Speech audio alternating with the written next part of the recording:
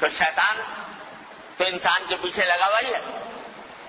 اسے دیکھا کہ یہ رات فضیلت والی آنے والی ہے، تو اس فضیلت والی رات میں مسلمان متوجہ ہوں گے، اللہ تعالیٰ کی طرف رجوع کریں گے، عبادتیں کریں گے، دعائیں مانگیں گے، تو میرا تو گھاٹا ہو گیا.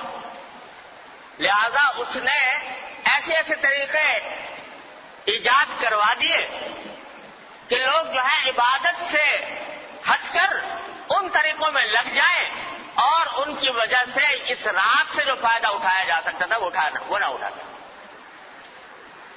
کیا کے طریقے گڑھ لیے کہ بھائی نماز پڑھو یا نہ پڑھو، شب برات کا حلوہ ضرور پکاؤ. وہ نماز پڑھو یا نہ پڑھو، عبادت کرو یا نہ کرو، لیکن حلوہ پکانا ضروری فرض. اگر کوئی نہ پکائے تو قابل ملامت یہ لے بھائی اس کے گھر تو شب برات کا حلوہ بھی نہیں پکتا، یہ بڑا وہابی ہے، یہ جو ہے ایسا کنجوس ہے، بخیل ہے کہ اس کے گھر میں حلوہ ہی نہیں پکتا.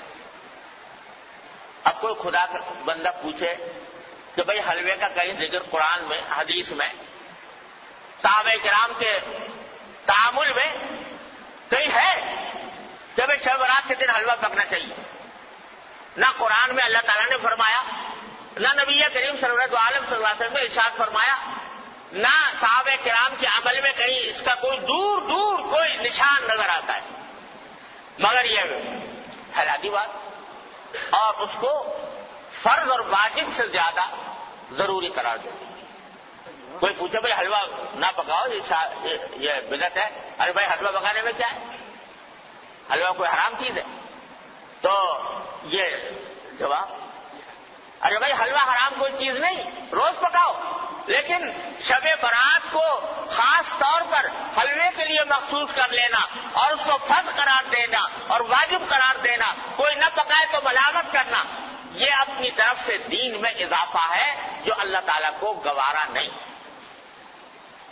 تو ایک تو یہ شگوفہ چھوڑ دیا شیطان نے. دوسرا اس سے زیادہ خراب کہ بھائی شب برات میں آتش بازی ہونی چاہیے، الیاذ باللہ العظیم. اس میں لاکھوں روپیہ آگ میں جلا دیا آتش بازی کرنے کے لیے. آتش بازی ہو رہی ہے اور آپ جانتے ہو کہ اس آتش بازی نے جانے کتنے بے گناہوں کی جان لی ہے.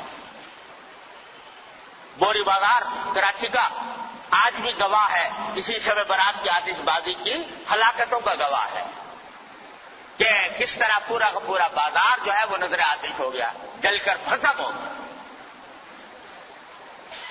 اب پھر بھی وہ بات ہے کہ نہ قرآن میں، نہ حدیث میں، نہ صحابہ کرام کے تعامل میں، نہ بزرگان دین کی وصیتوں میں کہیں بھی نہیں اپنی طرف سے شب برات کے ساتھ آتش بازی کا شگوفہ چھوڑ دیا.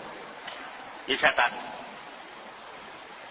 حلوہ پکانا تو چلو بھائی عام دنوں میں جائز تھا، حلال تھا.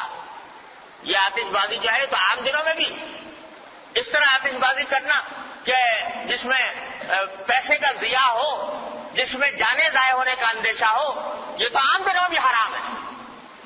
تو اس مبارک رات میں جس میں اللہ تعالیٰ گناہوں کی مغفرت مانگنے کو فرما رہے ہیں، جس میں دعائیں مانگنے کے لیے فرما رہے ہیں، اس میں یہ کام کرنا تو اتنی بڑی بات ہے کہ یہ چھوڑ دیں.